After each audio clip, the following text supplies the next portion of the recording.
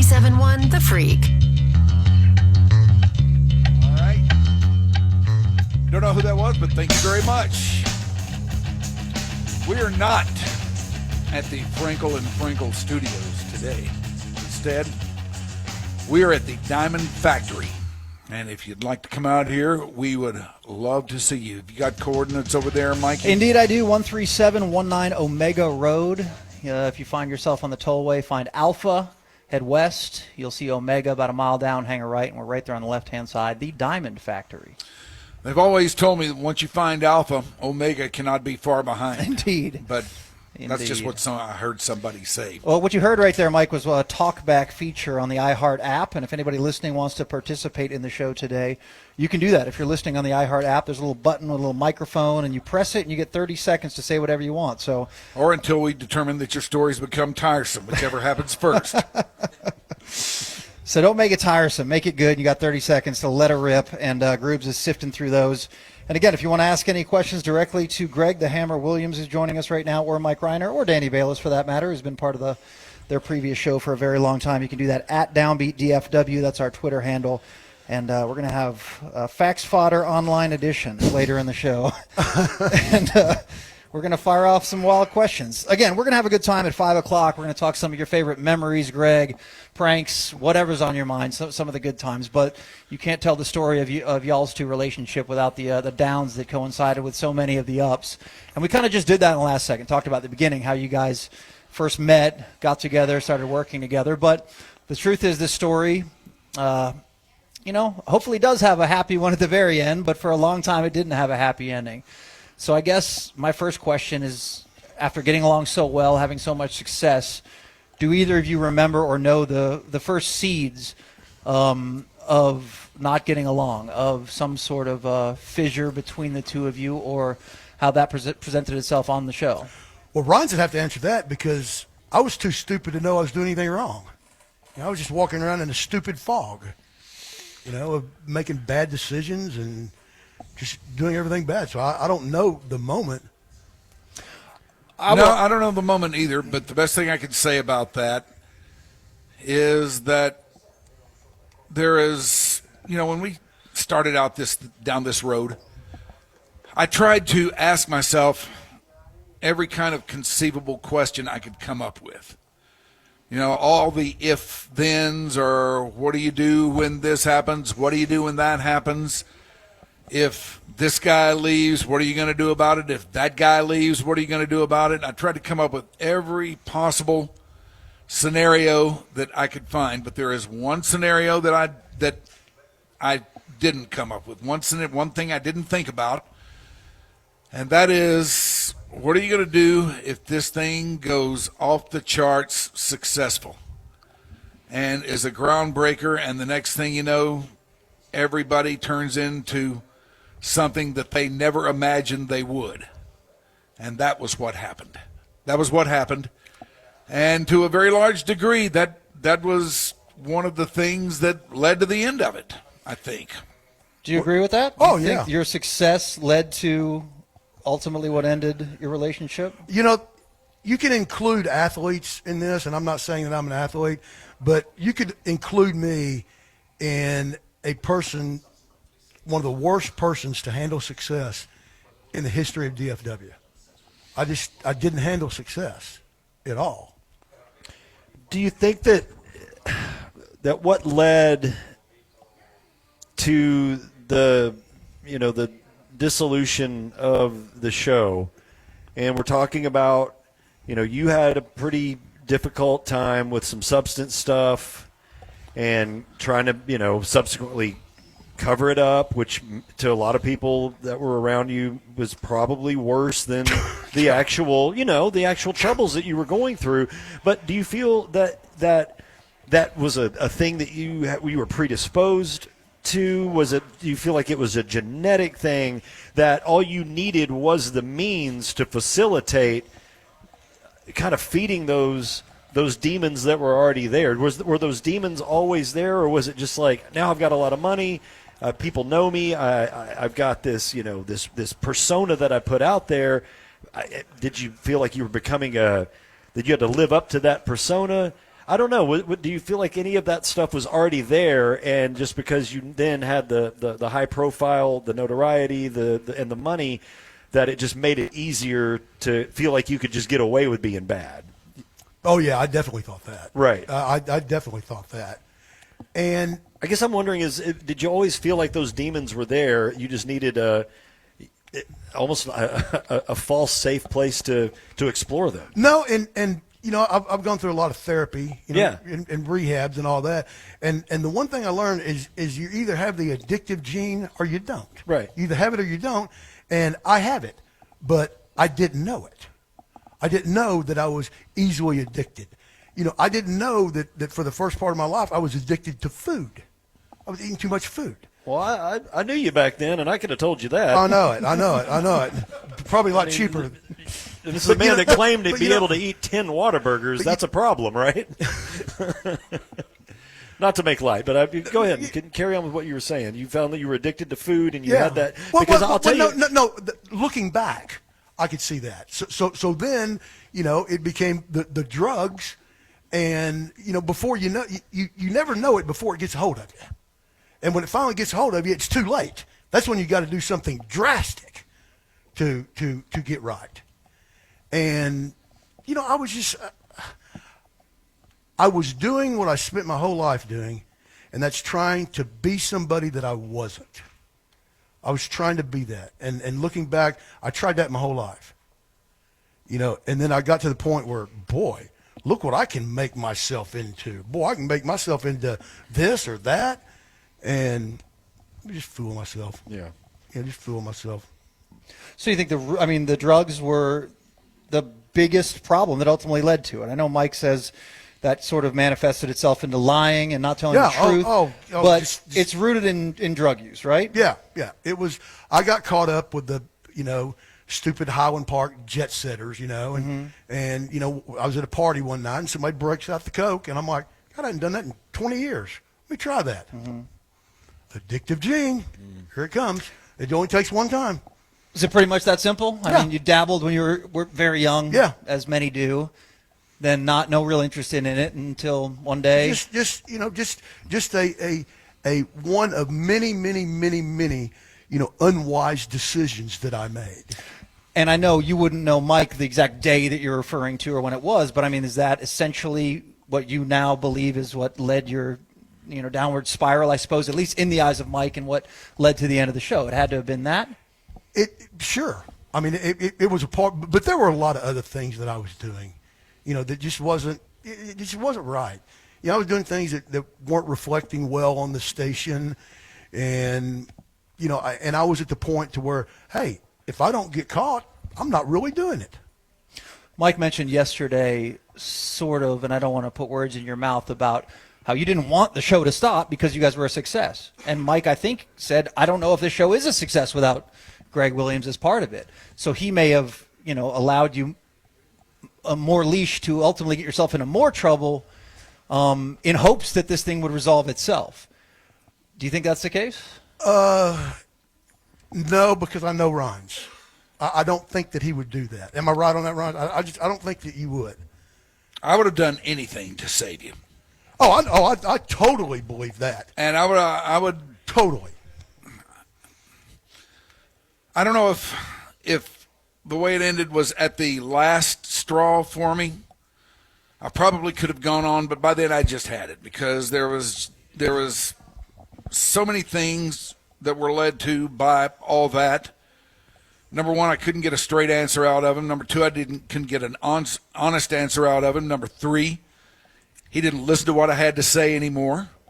And I just reached a point where I couldn't work with somebody like that. Because they always say that the big offense is, it's not the crime, it's the cover-up. It's not the fact that you had a problem with, you know, substances or an addictive personality. It was the reluctance to come clean with that and do something about it in a very transparent manner. Yeah. And there's nobody here judging you, because every one of these people that are in this room has got some secrets or have made poor decisions and done things that they wish that they hadn't have done. So we're all in one way or another connected and alike and human. So this isn't about that. But do you feel like that was Mike? I'm kind of asking you. That was the big problem. Was the attempts to cover those things up. I mean, if he would have come to me, if Greggo would have come to me and sat me down and said, man, I've got to go away. I've got to get right. I need help here, and I'm going to go away and get it. Or if he would have asked me for something, whatever it would have been, I would have given it to him. I would have extended him whatever latitude he needed to get right, because he was important to the show. I mean, I didn't know what was going to happen to the show without him on there, because at that time my own personality was not real well defined. And, the thought of him not being there and doing this with somebody else was very daunting to me. You did help me once on the painkiller deal the first time that I told you, right before I went to that rehab, remember? On the Vicodin? Yeah. Remember that? I told you before I was leaving. Remember, we were going on vacation. Oh, yeah, that's right. That's right. Did. You did. And you did. And you called and checked on me several times. So you did help me. I tried to. None of it took, though. Well, it's, and I hate saying this, and I'm not going to come over here and, spout a bunch of AA platitudes, but, you're not going to get clean till you want to get clean. And you're not going to, and you're not going to get clean a day sooner. Mm-hmm. You're just not. And, back then, I thought I was, bulletproof. How can they get rid of me? My God, I'm part of the show, and we're number one. They can't get rid of me. Well, they can't fire me. And, yeah, they can. That was well-founded thought. Because back then, most people listened to the show for him. They love the hammer. They love the hammer. They still do. Listen to that. That's the hammer. That's the hammer. I would be, I've gone through every emotion on this, every single emotion. But one emotion that I've never felt, not one time. I've never been mad. Never been mad. Not one time. Been disappointed, been embarrassed, but I've never been mad. Probably afraid. I've been terrified. Yeah. But I've never been mad, because I could have stopped it any time. So it's my fault. I could have stopped it at any time, and I was the only one. Nobody else could stop it. My cousins who fished me out of a situation that you wouldn't believe the situation they fished me out of. And, I had to get my head right. And is it right now? I don't know. Where are you in the process with all that? I mean, I know it's been a long 15 years since you guys did the show together, and I know you probably, when you left the ticket, I don't know if that's the day you stopped using. I'm sure you probably struggle with that beyond that. I don't know. I mean, where are you in the process with, all the making amends and the treatment and all that stuff, if you're willing to talk about it? Oh, yeah. Well, there's one thing about cocaine. If you don't make a lot of money, you can't do a lot of it. So that pretty much stopped that. Right. Because you were never a big drinker. I remember, from day one, I never remembered the hammer. I always heard about all these Miller Lights he could pound, and I never knew Greggo to be a big drinker. No, I always heard about those Miller Lights, but I never saw it happen. It's funny you mention that, because the last time that I went off the rails, about 5 years ago, was a Miller Lite Fest. You brought that back, huh? Well, I don't, like I said, I don't know where all this happened, mm-hmm. but it became, I used to have a beer every once in a while, but never drinking, never go out and drink. I just didn't do that. Just didn't like it. And then when I decided, I'm gonna have a couple beers, all of a sudden I couldn't stop. Yeah, I just couldn't stop. And so I had one weekend. And I'm not real proud of this, but, I like to tell it because it embarrasses me and will keep me from doing it again. But when I got fished out of just a horrible situation, I had drank 105 beers in a weekend. And you weren't in college? No. And how do I know it was 105? That's averages over 30 something a day. Yeah. Oh, more than that. Damn. Yeah. And they took me to the, of course, they took me to the emergency room, and I had to do a breathalyzer. 0.413. Yeah, you shouldn't be alive. Jeez. 413. Yeah. The hammer's hard to kill. I guess so. But 105, 105. I haven't had one since. And 5 that was years ago. 5 years ago, you Wow. said? So not quite. Okay. Not quite. Yeah. I don't have my 5-year chip yet. So you do come to the realization, probably, if not prior, but then, or you probably knew this a long time ago, that you can't just have one, and that this treatment is something, and this situation is something you're going to live with for the rest of your life. You know, how do you treat that on a weekly, monthly, daily basis? How does that work for you? It doesn't really bother me. I mean, Yeah. I don't have any cravings. And the thought of drinking a beer, Yeah. it sickens me. I can feel the bile in the back of my throat building up when I think about the taste of it. Right. It's just, and I hope I keep that. I hope it Sure. stays that way. You go to meetings? Yes. Actually, lead the meetings. Really? Yeah. Yeah. I'm one of the leaders.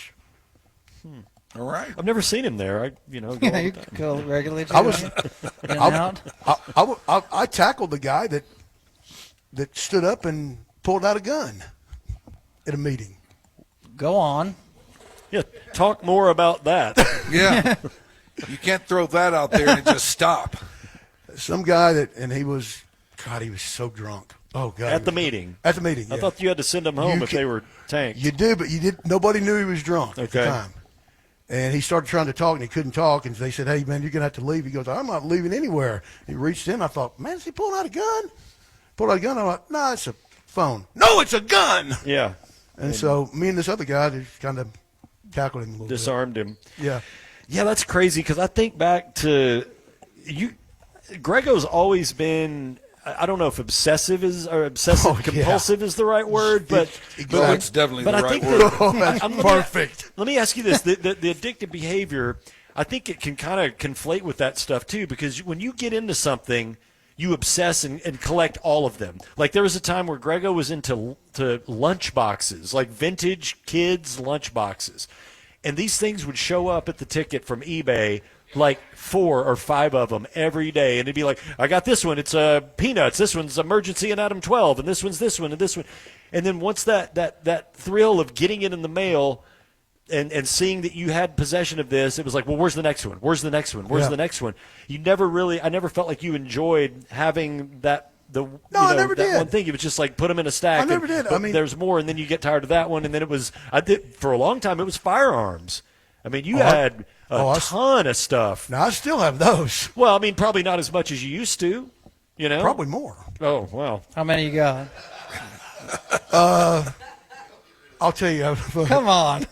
Well, he didn't want the ATF showing up at his house anytime Yeah, soon. exactly. But I That mean, it was- freaking FBI. But to the point, it's like that is probably somehow connected with that addictive personality and behavior, right? And you mentioned it a minute ago, Danny, about I was telling you about my small apartment. Yeah. You go, boy, I bet everything's neat in there. Yeah, 'cause See, that's- Greggo's a big that's- neat freak. That's part of it too. Sure. Is being a neat freak. That's about control. About you want to be in control of every aspect of your life. I bet.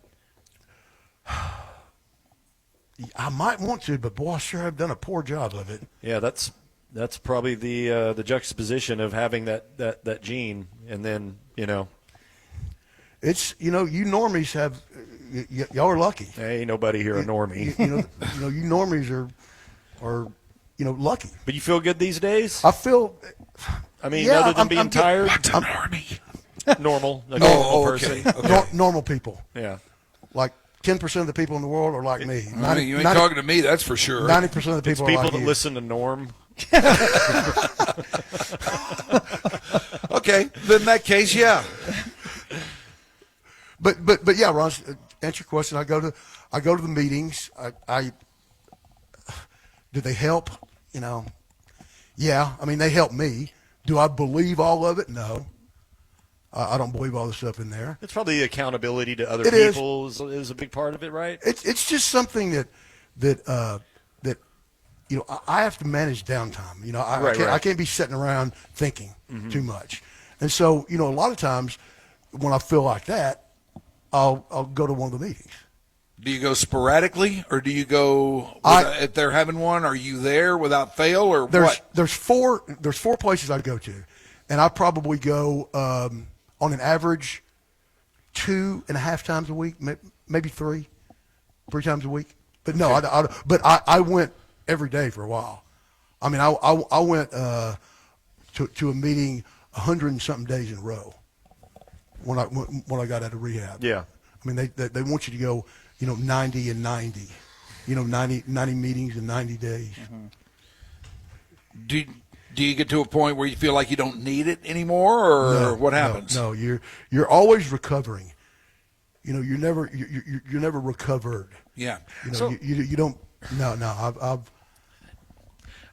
Maybe we can ask this on the other side. I don't know, but it seemed like I didn't really see the addictive part of your personality until around 2005, 2007, when the hardline was kind of going through that stuff. What was going on before that? And